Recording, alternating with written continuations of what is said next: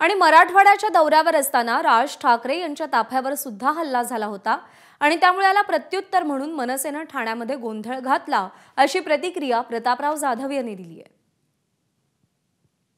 या अगोदर त्यांच्या माध्यमातून सन्माननीय श्री राज ठाकरे यांच्याही गाडीवर त्यांच्या कार्यकर्त्याकडून सुपाऱ्या वगैरे त्या ठिकाणी फेकल्या गेल्या आणि साहजिकच आहे की आपल्या नेत्याचा जर कोणी अपमान करत असेल तर तो मनसेच्या कार्यकर्त्यांनी त्याचा बदला मला वाटते त्या ठिकाणी घेतला असेल।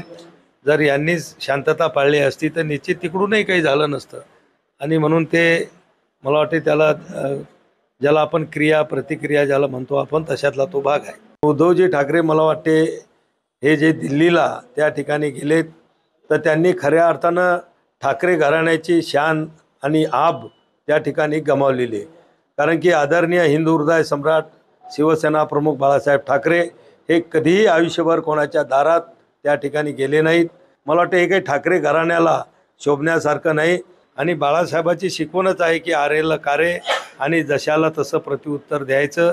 आम्ही बाळासाहेबाचे शिवसैनिक आहोत, निश्चितच पुढच्या काळामध्ये आरेला कारे जशाला तसं शब्दाला शब्दानं त्या ठिकाणी उत्तर दिले जाईल। एबीपी माझा, उघडा डोळे बघा नीट।